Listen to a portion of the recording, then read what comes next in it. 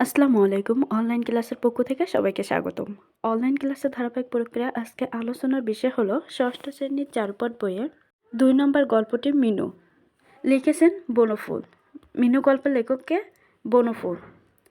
মা মরা মেয়ে মিনু বাবার জন্মের আগেই মারা গেছে। সে মানুষ হচ্ছে এক দুঃসম্পর্কের পিসির বাড়িতে। তাহলে মিনু মানুষ হচ্ছে কোথায়? এক দুঃসম্পর্কের পিসিমার বাড়িতে। বয়স মাত্র 10। তাহলে মিনুর বয়স কত? 10। কিন্তু এই বয়সে সব রকম কাজ করতে পারে সে। সব রকম কাজই করতে হয়। লোকে অবশ্য বলে যোগেন বাসাক মহৎ লোক বলে অনাথ বোবা মেয়েটাকে আশ্রয় দিয়েছেন। এই যোগেন বাসাক হচ্ছে মিনুর পিসোমশাই। যদি বলে মিনুর পিসোমশার নাম কি, তখন বলবে হচ্ছে যোগেন বসাক। মহৎ হয়ে সুবিধায় হয়েছে যোগেন বসাকের। পেটে ভাতায় এমন সর্বগুণীর নেতা 24 ঘন্টার চাকরানি পাওয়া শক্ত হতো তার পক্ষে। সর্বগুণান্বিত মানে তার সব গুণ আছে এমন লোক হচ্ছে পেটে ভাতে ও 24 ঘন্টার জন্য একজন চাকরানি পেয়েছে, মানুষ এটাই বলে। এখানে শক্ত হতো বলতে এই শক্ত মানে যে শক্ত সেটা না, এটা হচ্ছে কঠিন হতো এমন বোঝানো হয়েছে। বোবা হয়তো আরও সুবিধা হয়েছে, নীরবে কাজ করে। মিনু শুধু বোবা নয়, ঈষৎ কালাও। কালা মানে কানেও শুনতে পায় না। সে শুধু বোবা না, সাথে কানে কম শোনে। অনেক চেঁচিয়ে বললে তবে শুনতে পায়। সব কথা শোনার দরকারও হয় না তার। ঠোঁট নাড়া আর মুখের ভাব দেখে সব বুঝতে পারে। মিনু কি দেখে বুঝতে পারে? ঠোঁট নাড়া ও মুখের ভাব। এছাড়া আরও একটা ষষ্ঠ ইন্দ্রিয় আছে, যার সাহায্যে সে এমনভাবে সব জিনিস বুঝতে পারে, এমন সব জিনিস মনে মনে সৃষ্টি করে সাধারণ বুদ্ধিতে যা মনে হয় না। ষষ্ঠ ইন্দ্রিয় মানে চোখ, কান, নাক, জিহ্বা, এমন সব ইন্দ্রিয়কে ষষ্ঠ ইন্দ্রিয় বলে।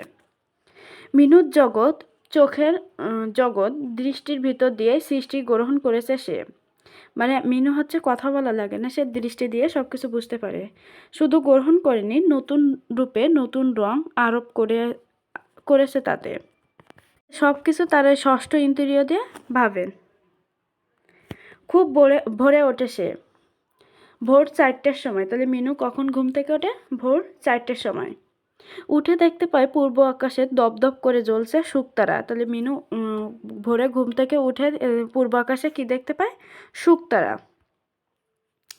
এই শুকতারা হচ্ছে সন্ধ্যা ভোরে হচ্ছে সূর্য ওঠার আগে এবং হচ্ছে সন্ধ্যায় সূর্য অস্ত যাওয়ার আগে হচ্ছে এই যে তারাটা দেখা যায় সেটাকে শুকতারা বলে।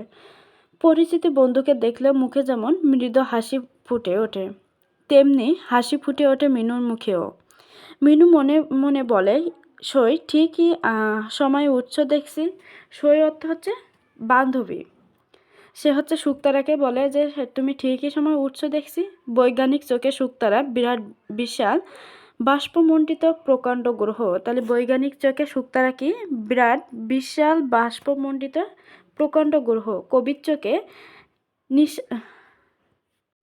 নিশাবাসনের আলোকদুক। তাহলে কবির চোখে কি? নিশাবাসনের আলোকদুক। আর বৈজ্ঞানিক চোখে শুকতারা হচ্ছে বিরাট বিশাল বাষ্পমণ্ডিত প্রকাণ্ড গ্রহ। কিন্তু মিনুর চোখে সে সই, আর মিনুর চোখে সে কি? সই। সই অর্থ বান্ধবী। তাহলে মিনুর চোখে বান্ধবী, বিজ্ঞানীর চোখে হচ্ছে বিশাল বাষ্পমণ্ডিত প্রকাণ্ড গ্রহ, আর কবির চোখে নিশাবাসনের আলোকদূত। মিনু বিশ্বাস সেও তার মতো কয়লা ভাঙতে উঠেছে ভোরবেলায়। তাহলে মিনু ভোরবেলায় কী করতে ওঠে? কয়লা ভাঙতে। আকাশবাসী তার কোনো পিসুমশাইয়ের গৃহস্থলিতে উনুন ধরাবার জন্যে। মানে আকাশবাসী মানে সে মনে করে আকাশে কিছু লোক বাস করে, তারাও হচ্ছে পিসুমশাইয়ের বাড়িতে থাকে। তারাও এরকম ভোরবেলা আগুন চুলোয়, উনুন হচ্ছে চুলায় আগুন জ্বালাবে, এজন্য কয়লা ভাঙতে উঠছে শুকতারা। আকাশের পিসুমশাইও হয়তো ডেলি প্যাসেঞ্জারি করে তার নিজের পিসুমশাইয়ের মতো। তাহলে মিনুর পিসুমশাই কী করে? ডেলি প্যাসেঞ্জারি প্রত্যহী যাতায়াতকারী। শুকতারারা আশেপাশেও কালো মেঘের টুকরো দেখতে পায়, তখন ভেবে ওই যে কয়লা। তাহলে শুকতারার পাশে যে কালো মেঘের টুকরো দেখতে পায়, ওইটুকু মিনু কীভাবে? কয়লা। কি বিশ্রী করে ছড়িয়ে রেখেছে আজ। বলে আর মুচকে মুচকে হাসে। তারপরও নিজে যে সে কয়লা ভাঙতে। কয়লাগুলো তার শত্রু। তাহলে মিনুর শত্রুকে কয়লা। শত্রুর ওপর হাতুড়ি চালিয়ে ভারী তৃপ্তি হয় ওর। তাহলে শত্রুর ওপর কি চালিয়ে ভারী তৃপ্তি হয়? হাতুড়ি। হাতুড়িটার নাম রেখেছে গদাই। তাহলে মিনি হাতুড়িটার নাম কি রেখেছে? গদাই। আর যে পথটার ওপর রেখে কয়লা ভাঙে তার নাম দিয়েছে শানু। মানে যে পাথরটার ওপর হচ্ছে কয়লা ভাঙে তার নাম শানু, আর হাতুড়িটার নাম দিয়েছে গদাই। শানের সঙ্গে মিল আছে বলে বোধ হয়। কয়লা গদার কাছে গিয়ে রোজ সে ওদের মনে মনে তাকে ও গদাই শানু ওঠো এবার রাজ্যে পোয়াই গেছে। মানে মিনু হচ্ছে কয়লার গাদার কাছে গিয়ে এবং হচ্ছে হাতুড়ি শানুর কাছে গিয়ে বলে ওঠো এবার রাত পোয়াই গেছে, মানে সকাল ভোর হয়েছে। সই এসে কয়লা ভাঙছে। সই মানে শুকতারার কথা এখানে উল্লেখ করা হয়েছে। শুকতারা এসে কয়লা ভাঙছে। তোমরা ওঠো কয়লা ভেঙে তারপর যে ঘুটের কাছে যায়। সে ঘুটের কাছে কয়লা ভাঙার পর কোথায় যায়? ঘুটের কাছে। ঘুটে তার কাছে ঘুটে নেয় তরকারি। উনুনের নাম রাক্ষসী। ঘুটে বলতে যায় এটা হচ্ছে গরুর গোবর দিয়ে এক ধরনের হাত দিয়ে হচ্ছে তৈরি করা হয়। আর উনুনের কাছে উনুনের নাম কি? রাক্ষসী। তাহলে মিনু উনুনের নাম কি দিয়েছে? রাক্ষসী।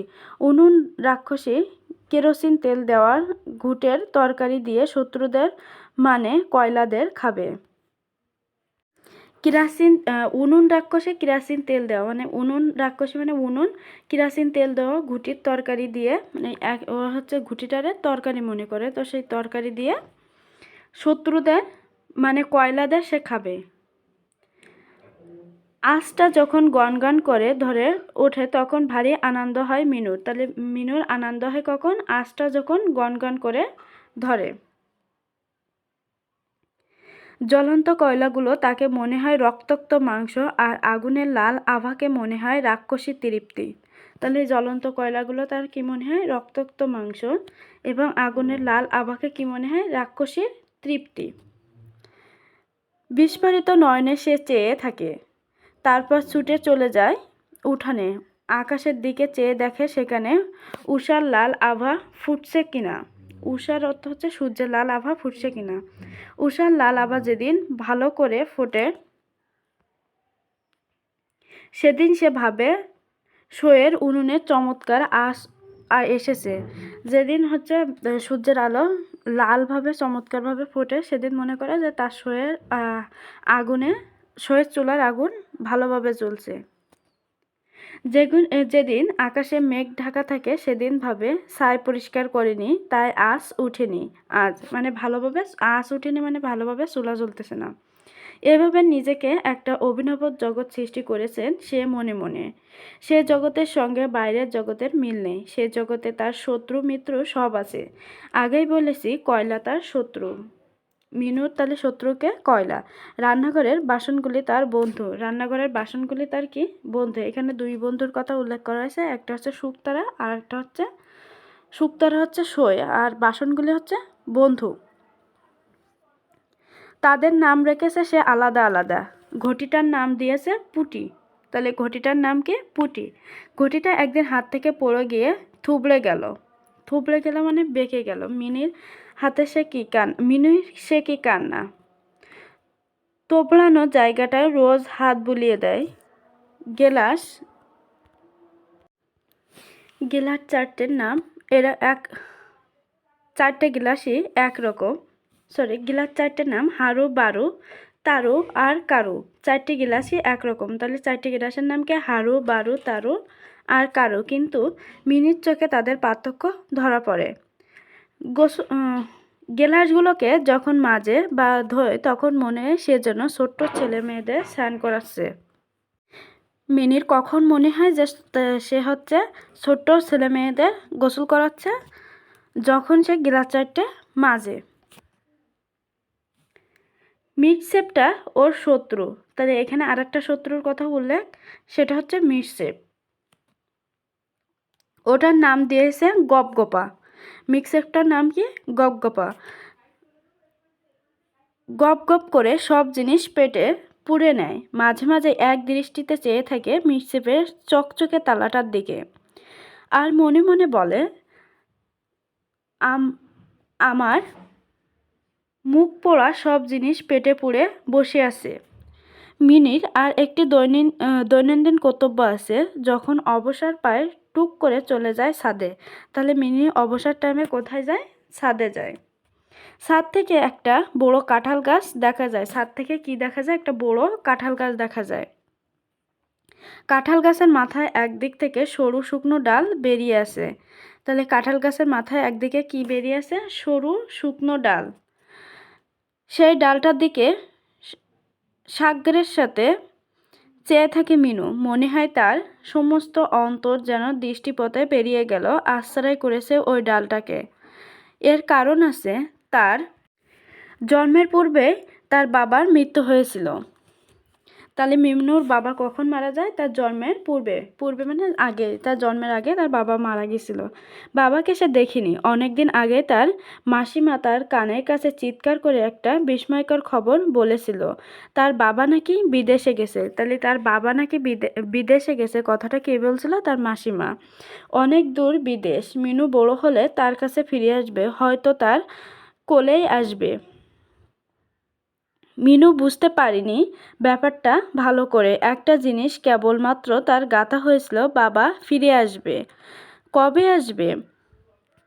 মিনু কত বড় হলে আসবে? কথাটা মাঝে মাঝে ভাবত সে। এমন সময় একদিন একটা ঘটনা ঘটল। সে সেদিন ছাদে দাঁড়িয়েছিল। দেখতে পেল পাশের বাড়ি টুনুর বাবা এলো বিদেশ থেকে অনেক জিনিসপত্র নিয়ে। আর ঠিক সেই সময় তার নজর পড়লো ওই সরু ডালটার একটা হলদে পাখি এসে বসলো। তাহলে সরু ডালটায় কি এসে বসলো? হলদে পাখি। সেদিন থেকে তার বদ্ধ ধারণা হয়ে গেছে, ওই সরু ডালে যেদিন হলদে পাখি এসে আবার বসবে, ওই দিন তার বাবা আসবে বিদেশ থেকে। তাহলে মিনুর মনে কি ধারণা হয়ে গেছিল? যেদিন ওই শুকনো ডালটায় হলদে পাখি এসে বসবে, সেদিন তার বাবা বিদেশ থেকে আসবে। তাই ফাঁক পেলে সে ছাদে ওঠে, কাঁঠাল গাছের ওই সরু ডালটার দিকে চেয়ে থাকে। হলদে পাখি কিন্তু আর এসে বসে না। তবুও রোজ একবার ছাদে ওঠে মিনু। একটা তার দৈনন্দিন কর্তব্যের মধ্যে একটা। এর কয়েকদিন পরে রাত্রে কম্পন দিয়ে জ্বর এলো তার। কাউকে কিছু বললে না। মনে হলো জ্বর হওয়াটা বেশি অপরাধ একটা। ভোরে ঘুম ভেঙে গেল। রোজ যেমন কয়লা ভাঙতে যায়, সেদিনও তেমনি গেল। সেদিন চোখে পড়ল শুকতারাটা দপ দপ করে জ্বলছে। মনে মনে বলল, সই এসেছিস? আমার শরীরটা আজ ভালো নেই ভাই। তুই ভালো আছিস তো? উনুনে আঁচ দিয়ে কিন্তু সে আর জল ভরতে পারল না সেদিন। শরীরটা বড্ড খারাপ হতে লাগলো। আস্তে আস্তে গিয়ে শুয়ে পড়ল নিজের বিছানায়। কেমন জানি ঘোর ঘোর মনে হতে লাগলো। নিজের ছোট্ট ঘরটিতে মিনু জ্বরের ঘরে শুয়ে রইল খানিকক্ষণ। জ্বরের ঘরে হঠাৎ তার মনে হলো একটা দরকারি কাজ করা হয়নি। আস্তে আস্তে উঠল সে বিছানা থেকে। তারপর খিড়কি দরজা দিয়ে গিয়ে দাঁড়ালো ছাদের সিঁড়ির কাছে। তাহলে খিড়কি দরজা মানে ঘরের পিছনের দরজা। পিছনের দরজা দিয়ে সে ছাদের সিঁড়ির কাছে দাঁড়ালো। সিঁড়ির কাছে কিছুক্ষণ দাঁড়িয়ে থেকে আস্তে আস্তে উঠে গেল ছাদে। কেউ দেখতে পেল না। পিসিমশাই তখন ঘুমাচ্ছে। ছাদে উঠেই চোখে পড়ল লালে লাল হয়ে গেছে পূর্ব আকাশ। বাহ, চমৎকার আর্টস উঠছে তো শোয়ের। মানে সে ভাবতেছে তার আকাশ যখন লালে লাল হয়ে গেছে, সে ভাবতেছে যে তার শোয়ের হচ্ছে চুলোর আগুনটা ভালোভাবে জ্বলতেছে। একটু হাসলো সে। তারপর চলল সেই সরু ডালটার দিকে। সর্বাঙ্গ রোমাঞ্চিত হয়ে উঠল। রোমাঞ্চিত মানে আনন্দ। সর্বাঙ্গ মানে তার সারা শরীর আনন্দে ভরে উঠল। তার একটা হলদি পাখি এসে বসেছে। তাহলে তো বাবা নিশ্চয়ই এসেছে। আর এক মুহূর্তে দাঁড়ানোর সাধে। যদিও টলছিল, তবুও সে প্রায় ছুটে বেরিয়ে এলো বাইরে। ধন্যবাদ সবাইকে সাথে থাকার জন্য। পরবর্তী ক্লাস দেখার জন্য আমন্ত্রণ রইল। যারা এখনও চ্যানেলটিকে সাবস্ক্রাইব করেননি, দ্রুত সাবস্ক্রাইব করে পাশে থাকুন। ক্লাসটি ভালো লাগলে লাইক, কমেন্ট, শেয়ার করে পাশে থাকবেন। ধন্যবাদ সবাইকে।